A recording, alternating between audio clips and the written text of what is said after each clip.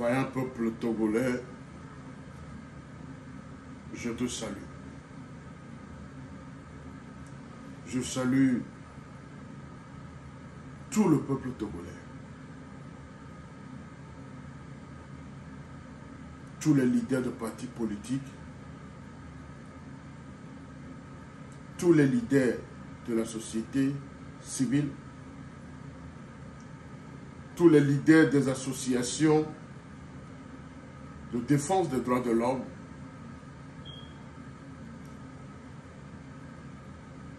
et tous les leaders des syndicats. Je salue tous les travailleurs du Togo. Je salue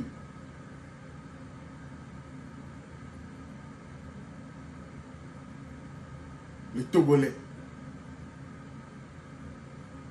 et les Togolaises de la diaspora.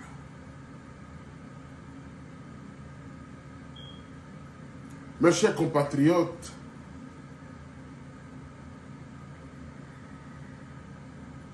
notre pays est à la croisée des chemins. Oui, notre pays est à la croisée des chemins.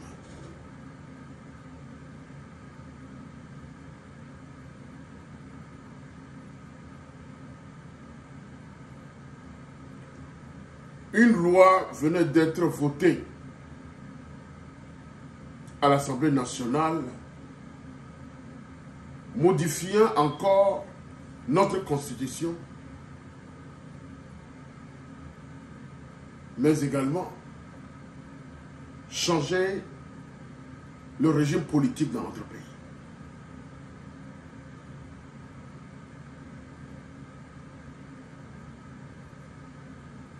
Du régime présidentiel, du semi-présidentiel, nous arrivons aujourd'hui à un régime parlementaire.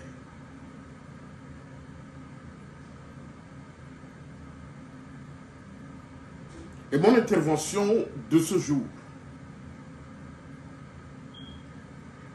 est un droit de réponse à Maître Gilles Benoît Afambédi.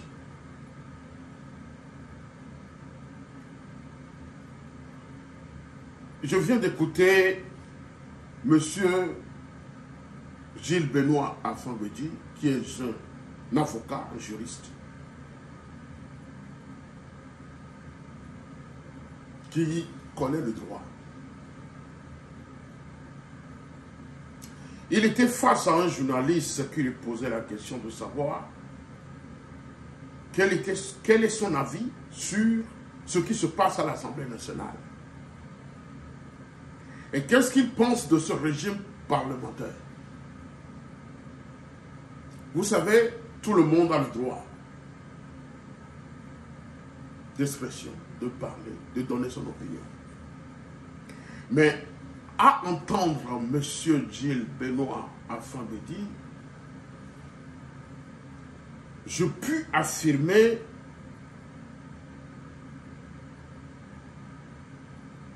qu'il est en train de passer à côté de la pompe.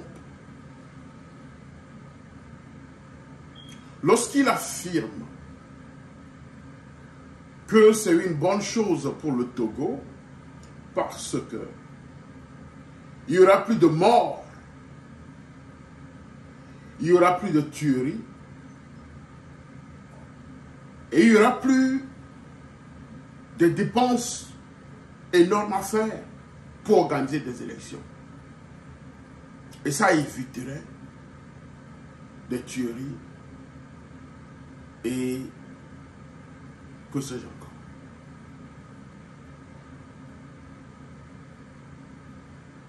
Monsieur l'avocat, je pense que vous croyez que nous sommes en démocratie. Mais il faut voir l'idée du RPT unir. Il faut voir l'idée de Faure Gnassingbé. Qu'est-ce qui a suscité ce changement subit de régime. Vous avez parlé d'une manière endolorie pour exprimer votre opinion. Mais nous ne sommes pas en démocratie, chers maîtres. Nous ne sommes pas en démocratie au Togo. Nous ne sommes pas en démocratie. L'idée qui est derrière la tête de Faure Gnassingbé et l'idée qui est derrière la tête de ces députés, c'est de maintenir Faure Gnassingbé au pouvoir à vie au Togo. C'est ça l'idée. Tout a été prémédité. Vous êtes un avocat. Je ne vous apprends rien, vous êtes un avocat. Pourquoi c'est maintenant qu'il faut changer le régime? Parce que le mandat présidentiel de Faure Gnassingbé tire à sa fin. Et selon les informations que nous avons reçues, c'est qu'il reçoit des menaces de la part de certains pays occidentaux. Et surtout la France, après avoir falsifié le message de félicitations du président Macron. Il a été averti qu'il ne fera plus d'autres mandats au Togo. Parce que la France savait qu'en 2020, Faure Gnassingbé a volé ses élections. Et malgré leur courbette pour avoir une lettre de félicitations de la part de la France, tous ces efforts n'ont pas abouti. Et qu'est-ce qu'il faut faire? C'est pour falsifier la lettre officielle. Falsifier une lettre officielle au nom d'un président de la République étrangère. Parce que la France savait qu'en 2020, le vol des élections de Faure a été flagrant.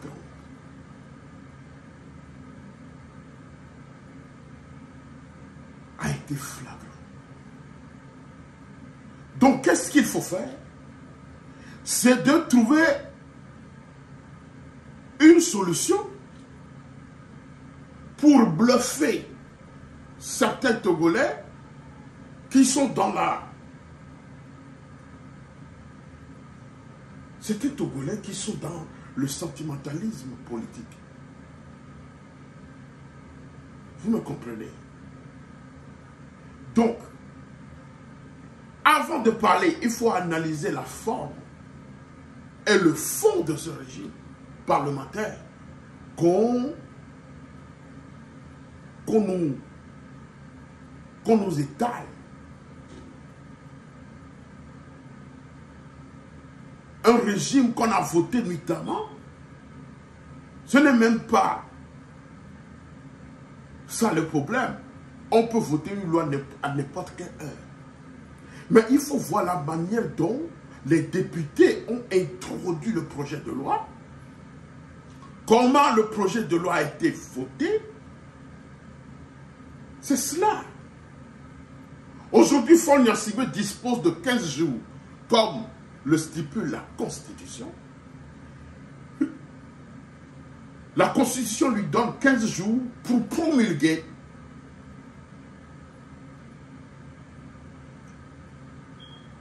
cette nouvelle Constitution. C'est le lieu ici d'interpeller encore nos leaders et le peuple togolais, et surtout l'armée, de ne pas laisser Faure Gnassingbé promulguer cette nouvelle constitution qui lui donnera l'avantage de garder le pouvoir à vie au Togo. Je continue dans la lignée de répondre à monsieur Afan Bédi. s'était passé en 2005, lorsque Faure arrivait au pouvoir, après le décès de son père? La Constitution disait que, en cas de vacance de pouvoir, c'est le président de l'Assemblée nationale qui doit prendre le pouvoir et organiser des élections présidentielles. Qu'est-ce qui s'est passé? Les frontières ont été fermées, aériennes et terrestres.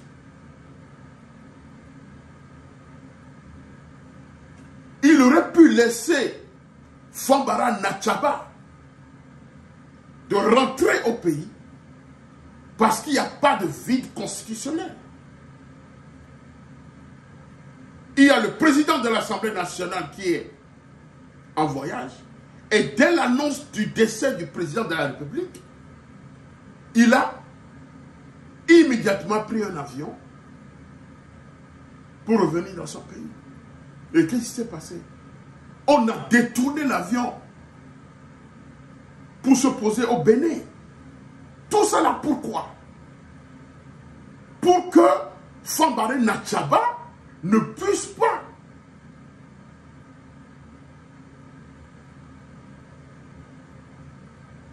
prendre le pouvoir selon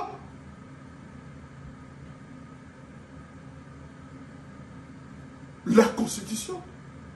Donc tout ça a été prémédité et bien prémédité pour empêcher le président de l'Assemblée nationale de revenir dans son pays. Et malgré son interpellation du Bénin pour rentrer au Togo, on a refusé. Ce régime, l'armée, en complicité avec les caciques du RPT, ont empêché Fambarara Nachaba de rentrer dans son pays, Maître Afan-Bédi. Tout a été planifié et bien orchestré. C'est ça le problème. Et qu'est-ce qui s'était passé? Faure Gnassingbé, qui n'était pas député, puisqu'il a remis son siège à son suppléant pour devenir ministre de l'équipement, des mines et de l'énergie au Togo. Donc, lors du décès de son père, Faure Gnassingbé était ministre. Il n'était même pas député, il est ministre, puisque la fonction du ministre est incompatible à la fonction du député à l'Assemblée nationale. Donc, il ne peut pas, normalement, juridiquement, Faure Gnassingbé ne peut pas succéder à son papa. Et bien qu'on arrive, bien avant qu'on en arrive là, l'armée, les forces armées togolaises, à sa tête, le général, chef d'état-major des forces armées togolaises, le général Nandja, en complicité avec certains officiers, en violation flagrante de la Constitution, ont remis le pouvoir à Faure Gnassingbé. Et notamment, ils ont procédé au tripatouillage de la Constitution togolaise. Ils l'ont tripatouillé, notamment du ministre de l'équipement des mines et de l'énergie. Faure Gnassingbé retrouve sa place à l'Assemblée nationale. La même nuit, il est devenu député. La même nuit, il est devenu président de l'Assemblée nationale. Juste pourquoi? Juste pour prendre le pouvoir, monsieur Afan-Bédi. Tout est bien orchestré, prémédité et ourdi dans l'optique de conserver le pouvoir d'État. Mais c'est la même chose qui se passe aujourd'hui, monsieur l'avocat. Je pense que vous êtes un intellectuel. Vous êtes libre de donner vos opinions, mais vous passez à côté de la pompe. Vous passez à côté de la pompe. Et nous avons assisté à quelque chose d'étrange, où les députés ex-nihilo ont changé un régime sans que le peuple ne soit mis au courant.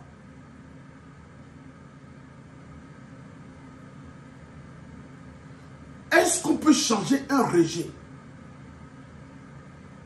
Un régime et ne pas se conformer aux règles de droit? Non. Ce qui se passe aujourd'hui, ce régime parlementaire a été voté dans l'intention de garder Faure Gnassingbé au pouvoir. Monsieur Alpha Gbedi, c'est la constitution qu'on doit respecter. Vous me comprenez? Mais Faure Gnassingbé voudrait que la constitution s'adapte à lui. Ce n'est pas la constitution qui doit s'adapter à lui. C'est lui, normalement, qui doit se conformer à la constitution. Mais Faure Gnassingbé voudrait que la constitution soit adaptée à lui. Non. Non, la constitution n'a pas été votée pour être adaptée à une personnalité, à un individu, non. Donc, lorsque le président voudrait garder le pouvoir, donc il fait des scénarios pour changer des articles pour que la constitution soit conforme à ses désirs. Non. Mais c'est ce qui se passe aujourd'hui. On vient de nous donner un régime, on ne sait même pas pour quelle raison on doit aujourd'hui changer la constitution et nous présenter un régime parlementaire. Qu'est-ce qui a changé au Togo? Qu'est-ce qui a changé dans la vie politique au Togo pour qu'aujourd'hui on puisse nous proposer un régime parlementaire? Non, il n'y a rien.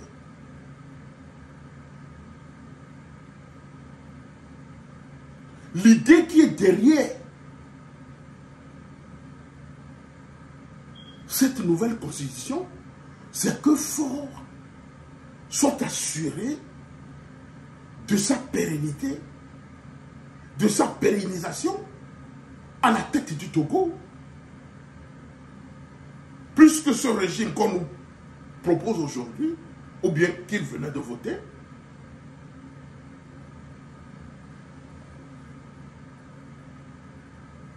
on nous dit qu'il y aura un président de conseil. Or, dans la plupart des pays qui ont adopté ce régime, il y a un premier ministre qui gouverne le pays. Et l'idée qui est derrière la tête de Faure et de ses spires et de ses talons d'Achille, c'est que ça serait dégradant que Faure Gnassingbé se retrouve après ses fonctions du président de la République, se retrouve et on lui donne un titre de Premier ministre. Non. C'est ça. Tout a été prémédité. Donc, on nous donne aujourd'hui un poste de président du Conseil des ministres. Et tenez-vous bien, Maître Afambedi. Le président du conseil, qui devait normalement être le premier ministre, chef du gouvernement, a tous les pouvoirs. Donc, qui est-ce que vous pensez qui serait le président du conseil? Mais c'est Faure Gnassingbé.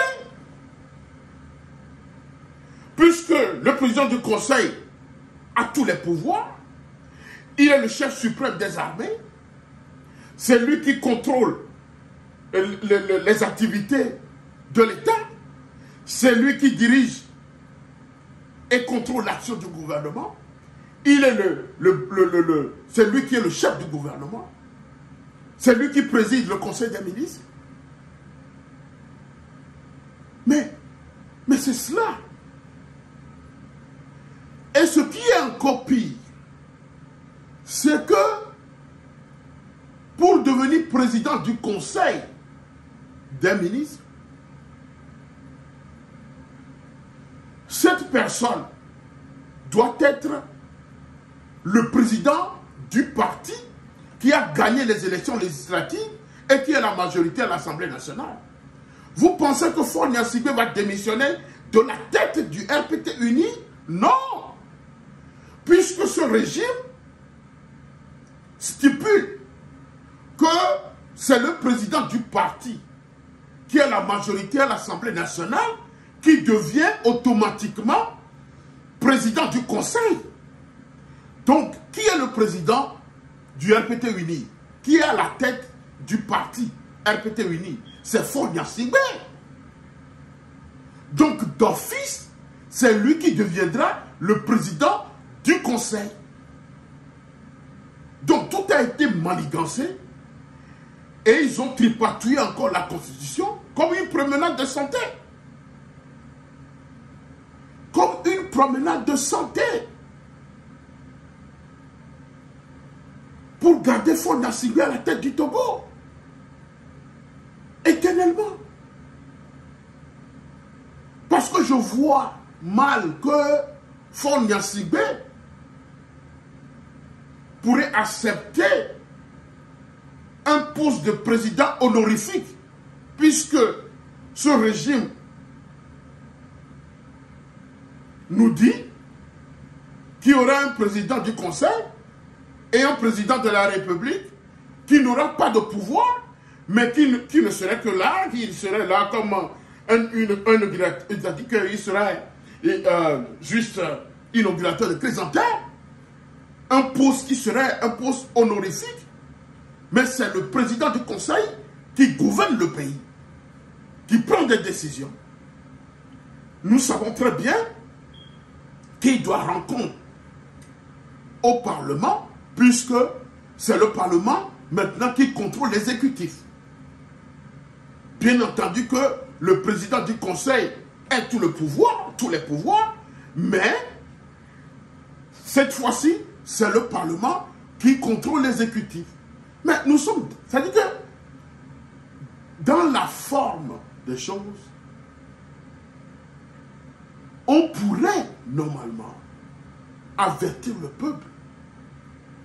Si ce n'est pas quelque chose qui a été manigancé, prémédité, pour maintenir Faure Gnassingbé au pouvoir.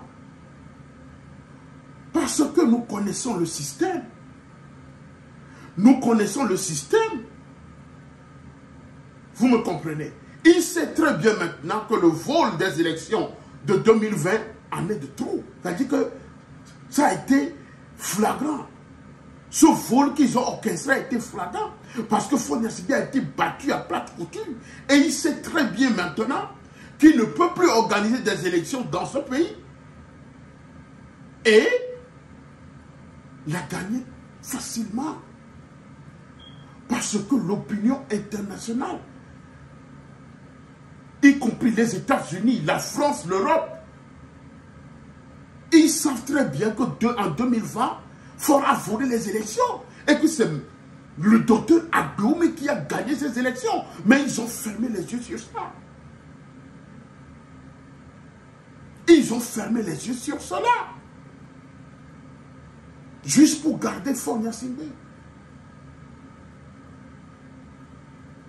Donc, comme il sait aujourd'hui, parce on lui a dit, monsieur, vous ne ferez plus d'autres mandats. Donc, il faut passer par des moyens pour changer, tripatouiller encore la Constitution et garder le pouvoir. Mais c'est cela la vérité. C'est cela la vérité. C'est cela la vérité. Nous savons tout cela. Monsieur Alpha Bédi, vous savez que tout ce qui a été fait à l'Assemblée nationale ces derniers jours ne sont que des choses préméditées, orchestrées, préméditées, pour garder Faure Gnassingbé à la tête du Togo. Donc ne venez pas nous raconter des bêtises et de la supercherie. Je vous en prie. Vous êtes un intellectuel. Vous êtes un intellectuel. Nous ne sommes pas en démocratie. À la question de savoir pourquoi est-ce qu'on a dispersé les opposants qui voudraient organiser une conférence de presse la dernière fois, j'ai été surpris, choqué que c'est toi, Maître Alpha Bédi, qui répond de cette manière, disant qu'il y a des règlements que les opposants devaient suivre pour ne pas avoir de problème. Mais vous tombez d'où? Vous tombez d'où, monsieur Alpha Bédi? Vous connaissez bien ce système. Mais qu'est-ce qui se passe chez vous? Qu'est-ce qui n'a pas fonctionné dans votre tête? Je sais que c'est votre opinion. Mais écoute, nous sommes au Togo et vous savez comment ce système fonctionne. Vous savez comment ce système fonctionne. J'ai été surpris que c'est vous qui parliez aujourd'hui du règlement. Il faut suivre les règlements. Il y a des principes qu'il faut suivre pour organiser une conférence de presse. Écoutez, soyons sérieux. Soyons sérieux. C'est vous qui plongez ce pays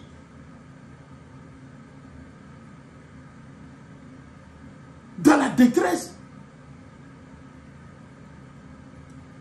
Si vous ne voulez pas parler, mais taisez-vous. Tout le monde est libre de dire, de parler tout ce qui lui semble bon. Mais écoutez, si vous ne pouvez pas réfléchir et donner de bonnes réponses, mais taisez-vous, s'il vous plaît. Taisez-vous. Nous ne sommes pas en démocratie au Togo. Nous sommes dans une dictature en état pur au Togo.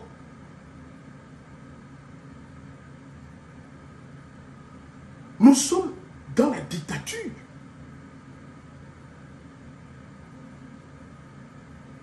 Où l'armée contrôle les institutions. Où à chaque fois, on doit pointer des mitraillettes sur vous.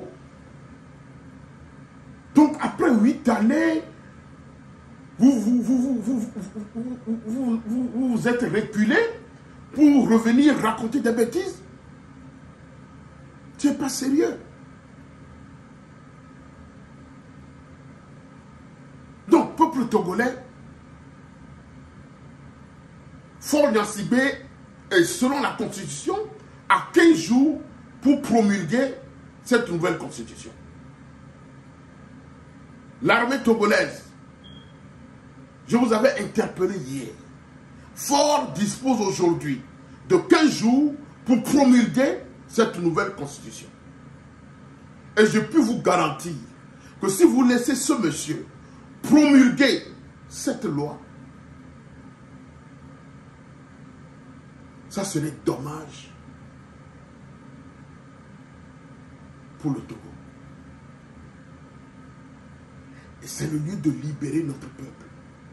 Et le peuple vous serait reconnaissant. Vous êtes là pour protéger le peuple.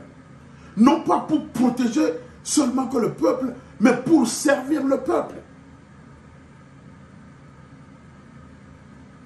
Vous n'êtes pas là pour obéir à un individu. Parce qu'en toute société, le peuple reste le noyau de tout développement économique, social, culturel et politique. Et un respect particulier doit lui être donné. Parce que du dernier manœuvre jusqu'au président de la République, l'égalité de droit est de mise. Personne n'est au-dessus de la loi. Personne. Y compris le président de la République. Y compris les ministres. Personne n'est au-dessus de la loi. La loi est appliquée à tout le monde. Fonia-Sibé n'est pas un dieu. Il est un homme comme toi et moi. Il n'est pas supernaturel. Il n'y a que Dieu qui est supernaturel. Fonia-Sibé n'est pas un dieu.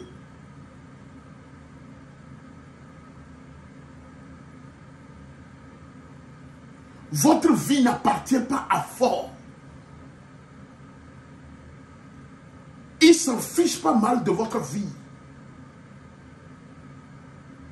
Il ne s'intéresse pas à votre vie, comme il ne s'intéresse pas au peuple togolais, de la souffrance du peuple. C'est un monsieur qui veut voir le sang couler chaque 5 ans dans notre pays. C'est un monsieur qui veut voir les opposants exilés.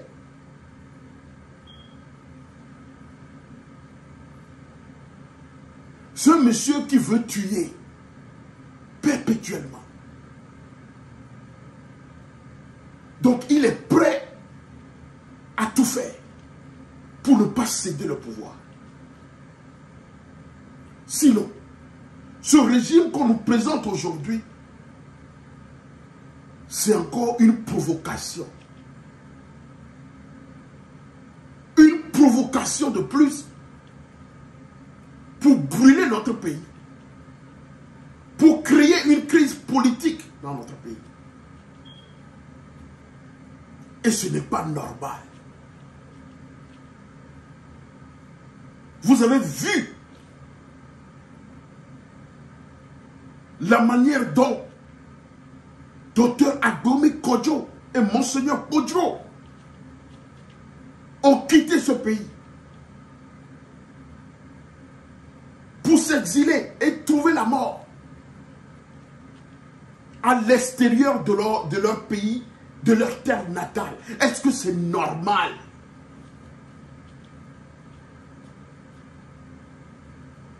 À cause des élections, on peut lancer un mandat d'arrêt international contre un citoyen togolais. À cause des élections, on peut empêcher quelqu'un pour rentrer dans son pays, pour jouir de sa liberté. Pourquoi? Parce que ce monsieur n'a fait que revendiquer.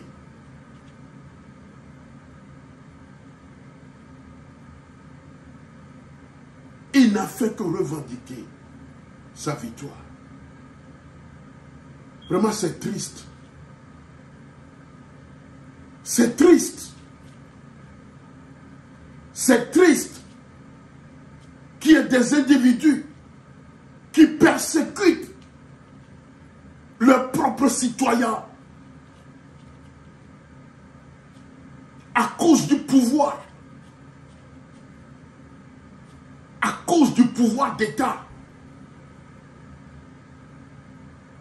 Ils sont prêts à persécuter leurs propres frères. À cause du pouvoir, un individu peut persécuter son propre frère, même sans, et le mettre en prison, à cause du pouvoir. Et vous pensez que ce monsieur peut avoir pitié d'un citoyen lambda? Non. Fonia-Sibé n'est pas quelqu'un qui a de l'amour dans son cœur. Sinon, toutes ces péripéties de violence que lui a orchestrées dans ce pays, il aurait pu garder la constitution comme elle est et faire son dernier mandat et quitter la tête du pays. Si ce monsieur aime vraiment son pays, il aurait pu garder la constitution telle qu'elle est et partir. Mais ce n'est pas son désir. Mais son désir, c'est de rester perpétuellement au pouvoir. Et vous, les Togolais, et l'armée, vous savez quoi faire pour libérer la terre de nos aïeux. Je vous remercie.